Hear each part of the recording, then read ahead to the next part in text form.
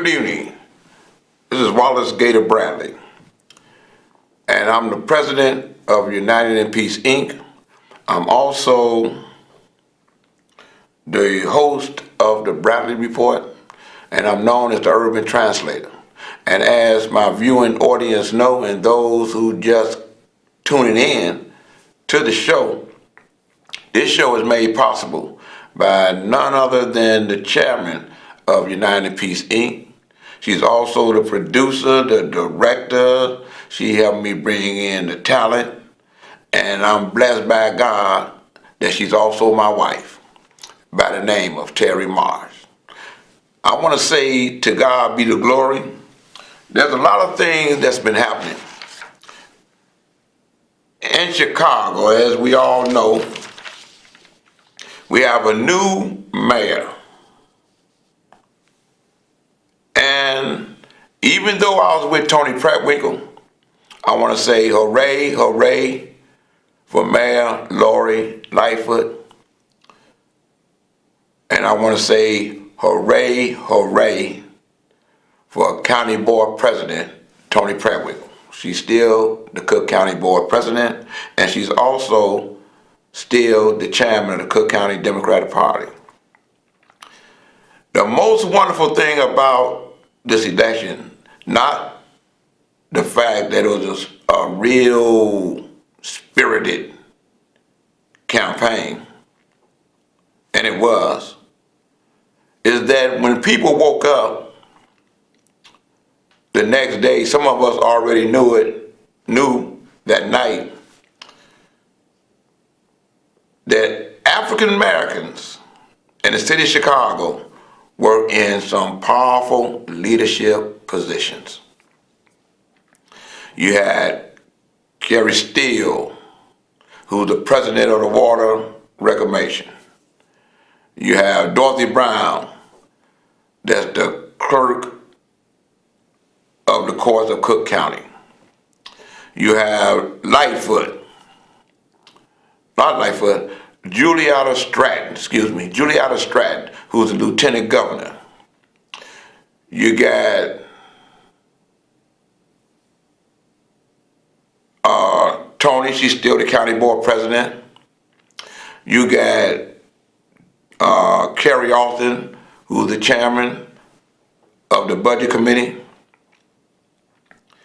You have so many African Americans in leadership of position that everybody realized that, wow, to God be the glory, we got a chance to bring some fairness to the city of Chicago and the county of Cook. One of the most wonderful things about this election to me is that now Mayor Lightfoot can no longer say that she's an outsider. She's now inside of the game. She's now a participant, and she's at the head of the table. Yes, those who work for the city of Chicago know that the new boss is Lori Lightfoot. She may not like that title, but it goes with the job. You know, she's not an interim. She was elected by the people of the city of Chicago, a landslide vote, a mandate, if you will. And I want to say hooray, hooray for all the people that came out to vote. I want to say hooray, hooray for those that made a decision to elect Lori Lightfoot. And I want to say hooray, hooray for those that came out and voted for Tony. And also, Miss Irving, she's the city treasurer, ran a spirited campaign, clean-cut campaign. And that commercial she had where Secretary of State Jesse White came out and say, show you right, or she says, show you right. But one thing for sure, the voters made a decision that shows she is right to be the city treasurer. A lot of black women power. And now we have to protect that. You got Kim Foxx, that's the Cook County States Attorney. And when you see how individuals that's all of a sudden that's coming at Kim Foxx because of that Smollett case, it makes you scratch your head. But they're saying that now that Lori Lightfoot is getting her feet wet because she's walking through the halls of City Hall government as the Mayor Elect. The inauguration will be May the 20th. Already there's rumbles in the jungle on what power she's going to have and what power the aldermen are going to have. Okay? And O'Connor, he's no longer going to be, and put that up a little bit, there you go. Alderman O'Connor, Pat O'Connor, he's no longer going to be the alderman, I believe, for the 31st Ward, if I'm not mistaken.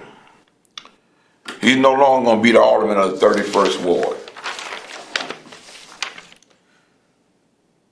And he was the floor leader for Rahm Emanuel. And then he became the interim chairman of the Finance Committee because Chairman Burke, former Chairman Burke, gave that Finance Committee up once he had got indicted. Okay? So this Lincoln Yards, which we have 77 communities. This Lincoln Yard project is so big that they're already saying that that will become the 78th community. And during the campaign, Lori Lightfoot and President Pratt-Winkle was saying that they was gonna hold off, or Rahm should hold off and don't make a decision on this until the new mayor come into office. Well, Rahm feels that he has at least one more city council meeting before Lori Lightfoot takes the seat. And he wants to push this project. Okay? And he wants to push that project. And the thing that's got everybody upset is a lot of people want him to hold off on that project. You know, so everybody feels that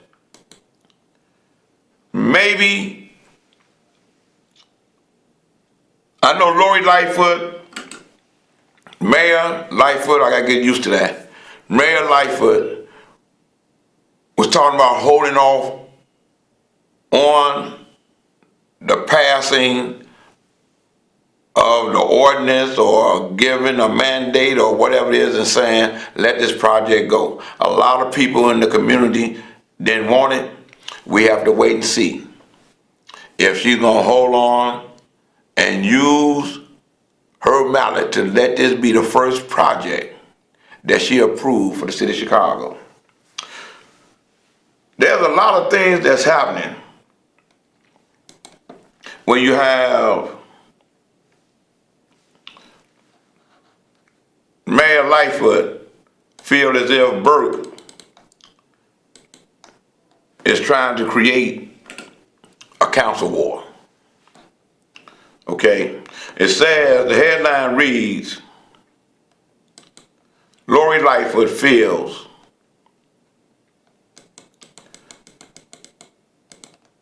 that Alderman Burke is organized, is trying to organize against her. Let's see what it is that she's really saying. Let's do this.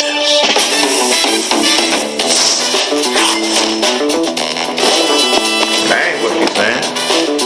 He's sharp. So soon as this little commercial gets through, we're going to see what Lightfoot is saying about Burke. And one of the things that she is stressing Thanks for the carpet is the fact that it's Charles. she feels like Burke is going to start another 29-21 situation. I don't believe that. You know, she was on Fran's show. Ed Burke is messing around. Let's listen to this. Is he trying to organize against you already? Well, I'm not surprised. Does that surprise you? Of course he is. That's what he does. But it's not like it's a surprise. It's not like I'm unaware of it. And he's going to have bigger fish to fry. I have every confidence that the charges are going to be brought in an indictment against him before the new mayor, before I'm sworn in. So he needs to focus on his own personal circumstances and stop trying to meddle around. We're not going to resurrect the Virginia Act 29 in the form of Ed Burke. That's not going to happen. But he's trying to do that, isn't he? Well, he can try all he wants. It's not going to happen. He's not going to be successful. He's met his match in you? Well, in any alderman who's going to try to align themselves with Ed Burke at this time, we're going to make sure that that gets very public and exposed, and they're going to have to explain to the public why it is that they're aligning with them against the voters of this city. So you're saying stay away from him or risk being exposed? If you're going to align yourself with the likes of Ed Burke, I'm going to do everything I can to shine a light on that, and they're going to have to explain to the voters why they are standing in the way of what the voters' mandate is. What is his motive, do you think, in trying to... It's always power. Yeah. It's always power. It's a game to him. I don't know that it's a game, but he's been very successful in accumulating power despite the odds, and he's not going to give up on that easily. I know that, but beware. You know, that's interesting because, just my opinion, the campaign's over. One thing for sure, Burke got reelected by the people in his ward. So his interest is the interest for the people in that ward.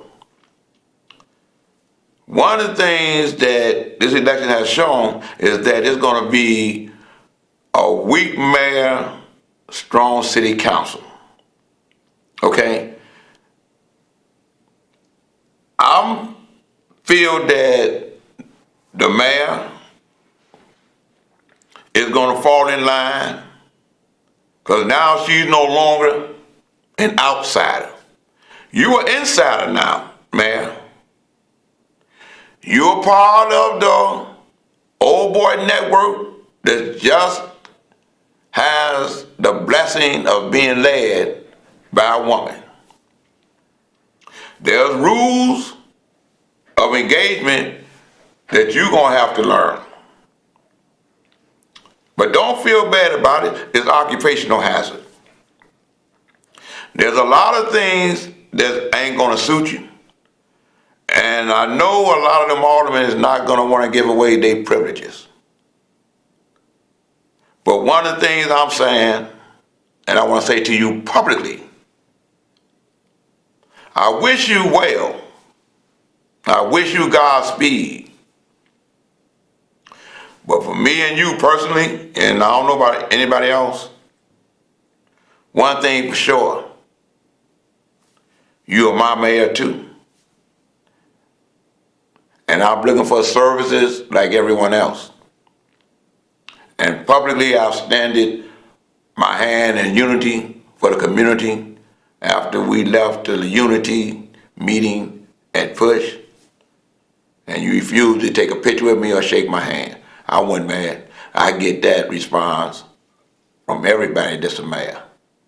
But I do believe at the end of your term, like every other mayor before you, we will shake hands because I know you want the best for Chicago just like I do. There's a lot of things that's happening, like I said earlier. Carl, I see you. Could you please state your name and share your opinion? Yeah, James. Hey, James. I think Kim Foxx doing a good job, and Mike Graham he should have retired. I mean, he should have stepped down. And I don't know why all them going after Kim Foxx. She did a good job, and Mike Graham, he need to resign. Who? Mike who? Mike Graham, the OPS. Oh yeah. Oh yeah. I agree with you. You know. I think he another Donald Trump. Right here. You know. I'm glad you brought that up about Kim Foxx. Okay. And I think God's on Kim Foxx's side. right. Hey, one thing I agree with you. We all got to stand with Kim Foxx, especially when you see how racist those police officers are by attacking an African American woman. Okay? And their attack, in my opinion, is because they don't want criminal justice reform to be in the county of Cook and especially in the city of Chicago. When I see how suburban cops, you notice you don't see no African American superintendent, okay? You don't see no African American superintendent, okay? You don't see and all of them are coming at Kim Foxx because of that Smollett piece, okay? And the thing that really gets me is that for them to want to go at Kim Foxx, it shows why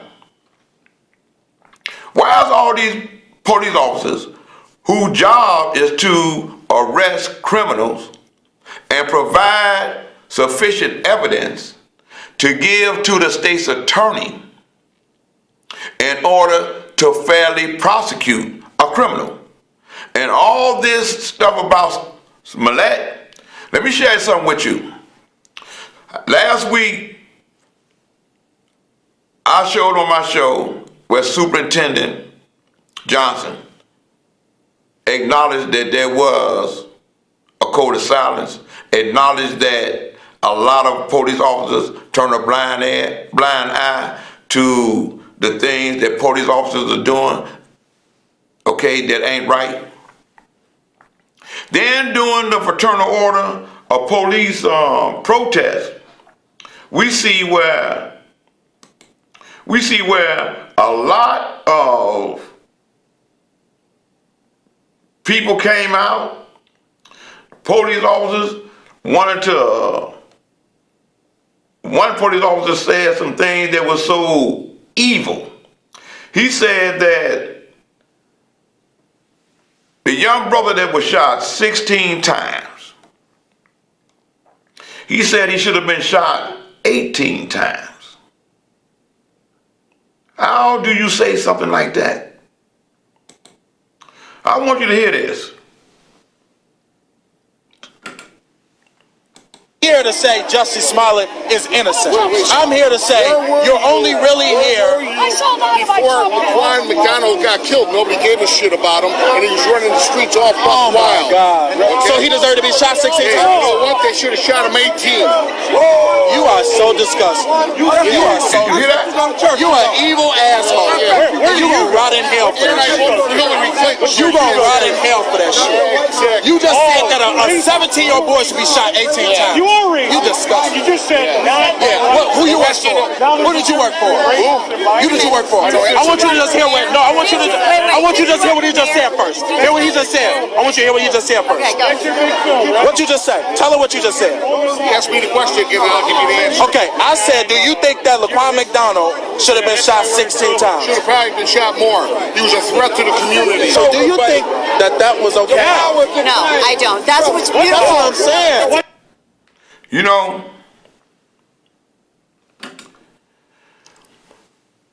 that's the attitude. That's a racist attitude. And they was there to protest the state's attorney. And then when you see that there's police officers throughout Cook County to have a press conference standing behind the gentleman, I think he's the president or the vice president, Kevin Graham. He's the president of the Fraternal Order of Police, Lodge 7, that believes that Van Dyke didn't do no wrong, that believes that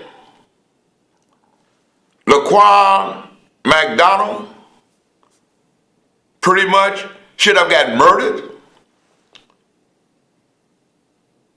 And they was in support of Mayor Lightfoot. I'm glad that there were some others that was in support of Lightfoot. I didn't understand it at the time. But I'm of the opinion, from looking, listening, and learning, that they had to have an alternative. And that's why I believe Lori was able to win the city, all 50 wards, because the city of Chicago was not going to leave her out there by herself with the Fraternal Order of Police and individuals that support this attitude. Those Trumpites and those Ronnerettes that support this evilness, to let her know that it's now upon all of us, and it takes all of us to help make this a better city. And that's why we got to stand up 100% for Kim Foxx to be re-elected the Cook County State's Attorney for the betterment of Cook County and criminal justice reform. The things that Kim Foxx has done to help eradicate the evil from the actions of a few Chicago police officers, by helping to free individuals who were wrongfully convicted because of bad police officers who end up getting indicted and prosecuted and found guilty. Can't stand that. We got to come out for what's right. Don't get caught up on saying, well, she shouldn't be there because she know Tony. We ain't going for that no more.